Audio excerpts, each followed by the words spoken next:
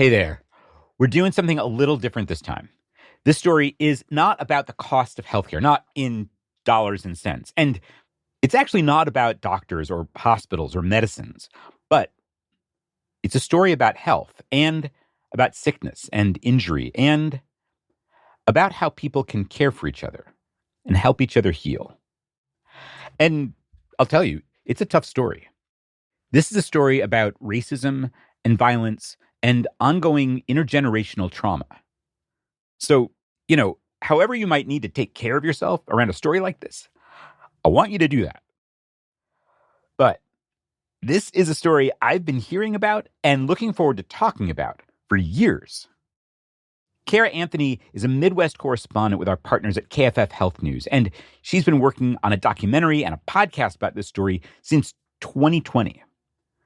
And now her work, Silence in Sikeston, is out in the world. PBS aired the documentary in September, and the fourth and final podcast episode came out just last week. And they connect the stories of two young Black fathers who were killed in the small town of Sikeston, Missouri, almost 80 years apart. Cleo Wright was lynched by a white mob in 1942. They dragged him from the jail to the Black section of town, and they doused his body with gasoline and lit the fire in front of a church on a Sunday morning. In 2020, Denzel Taylor was killed by Sikeston police. He was unarmed. Police fired at least 18 shots. So the podcast, Silence in Sikeston, it explores racism and violence and systemic bias as public health problems, literally making people sick across whole communities and across generations. And it asks, among other things, can breaking silences be healing?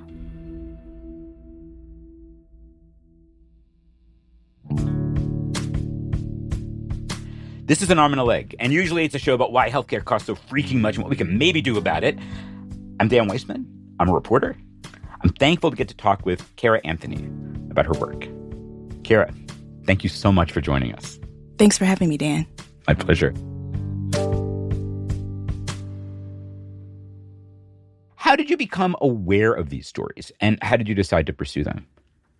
Look, in 2020, I was sitting on my couch watching the world erupt, watching what was happening to George Floyd in Minneapolis. And I really wanted to join the conversation that was happening. And I decided, you know what, while the world was paying attention to Minnesota at that time, I knew that there were other stories out there.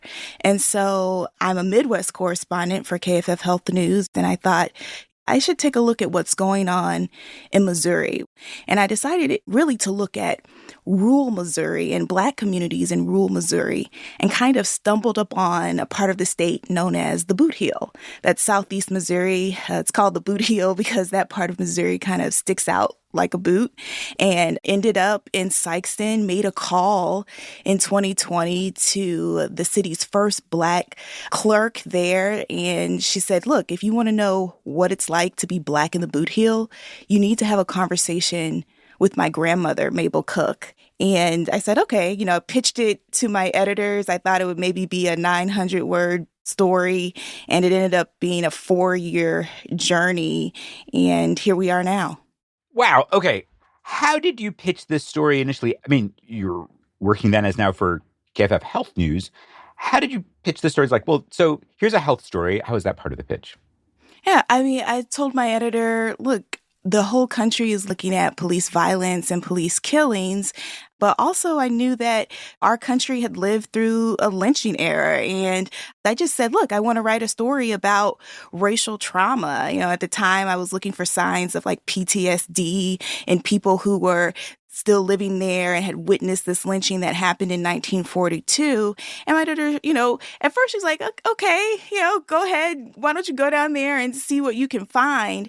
And the more I started talking to people, the more I realized that this informed their lives, how they related to each other, how they related to even law enforcement today. And that's when I decided, this isn't just a story about history, but rather we need to look at police killings killings and police violence today. And that's when I decided to look into the story of Denzel Taylor. And so his story, his death had happened just a few months before you made your first phone call to Sykeston. It didn't become part of your reporting project till later. There were a few local news headlines about what happened to Denzel, but mostly, people ignored it. There was a lot of silence around his death as well. And that's largely because, Dan, people don't, and still today, people don't feel comfortable talking about this stuff. It's hard. For some people, they feel as though their lives could be in jeopardy. A part of the reason why we call it Silence in Sykeston, at first I was calling it, Black in the Boot Heel. I thought that's a clever name. And then I thought that's just wrong. This is deeper. People are holding in stories, and I'm getting more no's than I am yeses. And I said, I just told my editor, I said, we have to call this Silence in Sykeston. What reasons did people give for not wanting to talk? Like why? And beyond what people said, like, why do you think so many people didn't want to talk to you? I think there's a huge fear still. Sykeston is a town of roughly 16,000 people. And I mean, if you know small town politics, you understand what it's like to be in a smaller city. Everybody knows everybody, right? Also, damage had been done there before I arrived and decided to start, asking questions and wanting to tell stories. People really feared retaliation because of racial trauma and because they didn't want their family member to be next. You also have just the weight of what happened to Cleo Wright. This is a Black man who was lynched on a Sunday morning in front of an entire community. They drug Cleo Wright to the Black section of town to make a point. That is something that sticks with you. So Black people had their reasons for not wanting to talk, other stories, things that had happened within the Black community that made them fearful. But also, white residents in town didn't want the city to look bad. Every town has secrets, and some of these secrets need to be unearthed and discussed because they can make you sick if not. Yeah, we'll get right to that. What did you learn about the health costs of living with violence in silence? In episode 3 of the podcast, we talk about something called anticipatory stress, which means like you're always waiting for the other shoe to drop. So maybe the next generation, they're like, okay, we're okay. Y'all are, we're new here. But then you have mothers and fathers and grandmothers who are worried about, well, we want to keep you safe. And that is stressful. And we know that stress can wreak havoc on your body. You can start to see the physical manifestations of that show up as cancer, show up as diabetes, show up with heart issues, anxiety, depression. The list goes on and on. You can even become suicidal. That is hard to say, but when you feel like you have no one to talk to, it's a terribly isolating feeling, Dan. And as I kept talking to people in Sykeston, that anticipatory stress that kept coming up. The anticipatory stress kept coming up. What did people say? I mean, mothers were genuinely concerned about their children, especially when we think about police violence and police killings. Now, in 2020, Denzel Taylor was a young Black father who was shot and killed by Sykeston PD. And even though people really didn't talk about it openly, the body cam footage appeared on Facebook. People did trade around the video and saw what happened. People whispered about it in the same way people whispered about what happened to Cleo Wright when he was lynched in 1942. And so they were concerned. I don't want that to be me. I don't want that to be my child or grandchild.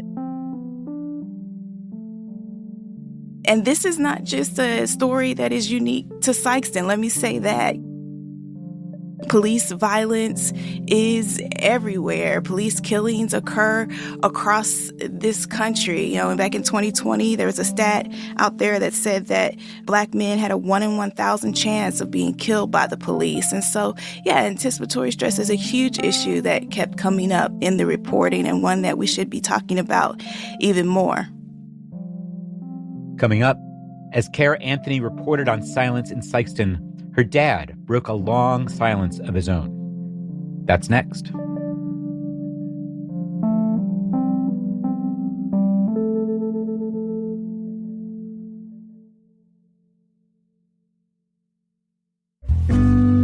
An Arm and a Leg is a co-production of Public Road Productions and KFF Health News.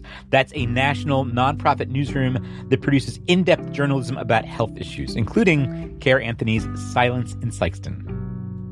Now, back to my interview with Cara Anthony about her work.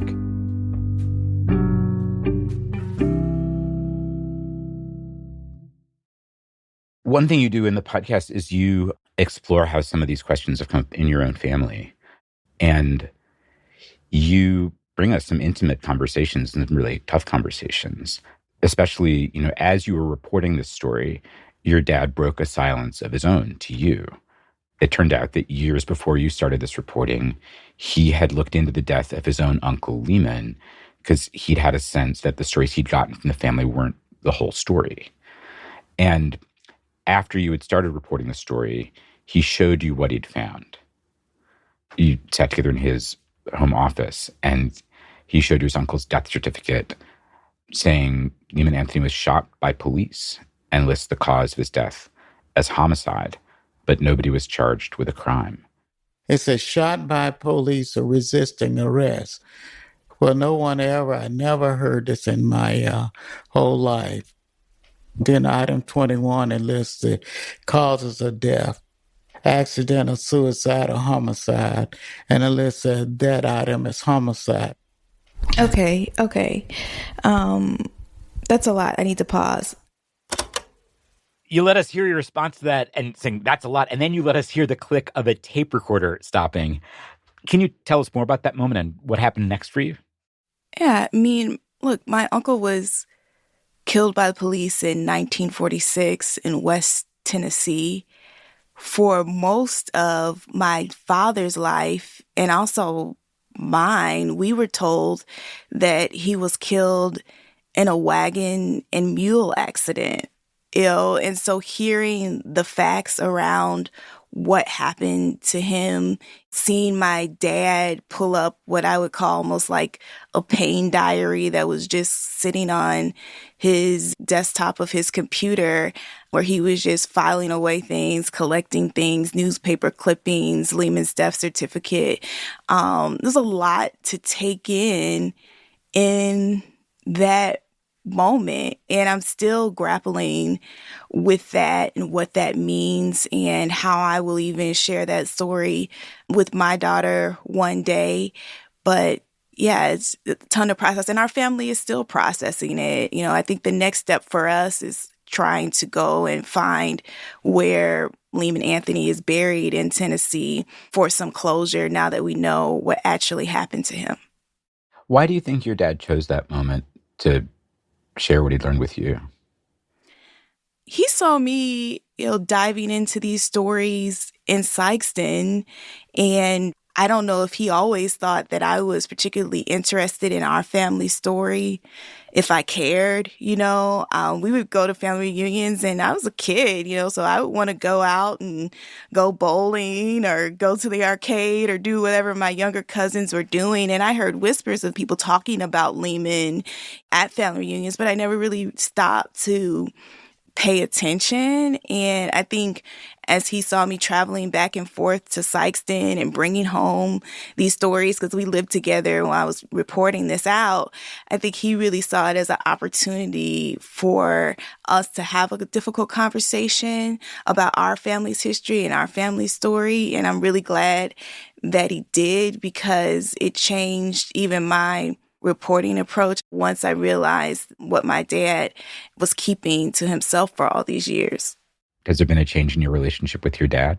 Yeah, I mean, we're talking about more, and, same goes for my mom. My mom just called me last night with the story because we took a family trip down to Sykeston about a year and a half into my reporting, and my parents grew up in the rural South, and so I said, well, let's stop at a cotton field, wouldn't that be fun? And they're just like, okay. Being a Black American, I understand that cotton was weaponized and, my enslaved ancestors received nothing for their labor. Now, I'm totally aware of that, but I had never been to a cotton field, and I thought it would be a good field trip for my daughter. And, my mom and I were talking about that last night, and she said, well, did you know that sometimes my grandfather, it was cold outside, he would chop down the entire stalk of cotton and bring it inside of our home and place it in front of our wood-burning stove so that we could pick cotton inside of our house so that we wouldn't be too cold, during the winter months. And I'm just like, what? It's like she's been working like she was a grown woman since she was an elementary school student. And that was really hard for me to think about, to process. I was really sad when she shared that story with me. I realized that it informed how she raised me and my siblings and even how she interacts with my daughter. And so I was grateful, but also just emotionally devastated because these are absolutely necessary conversations. And I always think about now, like, what if I hadn't raised my hand to go to Sykeston? Would I have missed all of this? And so I'm really grateful and thankful that they're now opening up and sharing these stories, as tragic and as horrific as they may be. These are necessary conversations. You mentioned here and you mentioned in the podcast that you've have an ongoing inner conversation with yourself about, as a parent, how do you share and when do you share these stories with your daughter? You hear a conversation that you have with your daughter that's, I think an example of aiming to create space for closer communication. I'll play it here. Come over here. Come over here. Seriously. Do you remember a couple of weeks ago when you were crying and I told you to fix your what? Face. That wasn't very nice. I want you to know that we can talk about things because when we talk about things, we often feel better, right? Yes. Can we keep talking to each other while you grow up in life about stuff, even hard stuff? Like doing 100 math facts? Sure. That's the biggest thing in your life right now. But yes, all of that. We're just going to keep talking to each other. So can we make a promise? Yeah. It's such a lovely conversation, and you choose to end that second episode with that. Why is that the end of that episode? First of all, I just want to point out, I hope everyone heard the hesitation in my daughter's voice when I said, can we make a promise? Like, building trust is so important. I think we ended the episode that way, partly because Lily represents the next generation that will come up and lead us, but also because it's just raw and real. And I don't want my daughter to hush and fix her face, but rather to express her emotions, say what's wrong if something's wrong. And so we wanted people to feel the authenticity of that moment and to have people understand that it starts young and it starts now. I'm not going to get it right all of the time, but a professor who's in that episode, her name is Aisha Lee. She's at Penn State University. And one of the quotes that she gives us is so profound, where she says, and I'm paraphrasing a little bit here, but she says, each generation has a piece of the work to do because these issues and problems have compounded over generations, over time. And so even a small conversation like that and what we're doing now here, Dan, this is a piece of the work, and if we think about it like that, that really gives me a lot of peace knowing that, okay, I can't fix it overnight. I can't do it all, but I can at least do my part. And that's what we're trying to do. Near the end of the documentary, right, there's a ceremony essentially in Sikeston of people filling jars with soil. They're going to send them to this kind of museum and institution that Brian Stevenson created in Montgomery, Alabama. It's called the Legacy Museum. Is that right? Mm-hmm. It connects these hundreds of years of history from enslavement to mass incarceration, including lynching. And there's an exhibit there with hundreds of jars filled with soil. And each one is from a place where lynchings happened. So here we see people from Sikeston filling jars to send there. And as I saw it, in the documentary, the way that scene's presented, you see people smiling. You see people experiencing some kind of satisfaction. Satisfaction is not the right word. I mean, what is behind those smiles? It's redemption. It's redemption. Early on in the process, I was watching a lot of different TED Talks about communities that had similar, racial reckoning experiences. And I ran across one that talked about the 3 R's of history. The 3 R's are recognize, repair, redeem. You have to recognize what happened in order to repair it. So you have to say, yes, you are wounded. Now let's figure out how to fix the wound so that you can have days of redemption and move forward. And that's really what you saw in that particular scene. That doesn't mean the work is complete. And there are people that don't want a marker for Cleo Wright in the city even today. So let's not, I just don't want to paint a picture of perfection or that everything is fine now, because there's still so much that needs to be done. There are more conversations. That's my biggest thing with this, is that this is a starting point. We're not at the finish line yet. Cara, thank you so much. Thank you. Cara Anthony is Midwest correspondent for KFF Health News. You can find the documentary Silence in Sikeston on the PBS app or on YouTube. Silence in Sikeston, the podcast, is available wherever you get your podcasts. And we'll have a link wherever you're listening.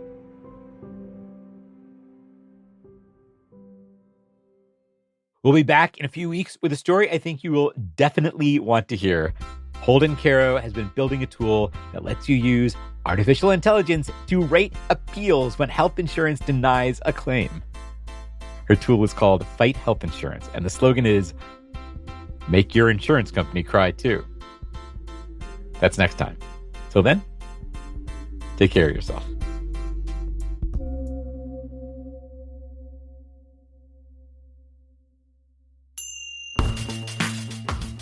This episode of An Arm and a Leg was produced by me, Dan Weissman, with help from Emily Pisacreta and edited by Ellen Weiss. Adam Raymunda is our audio wizard.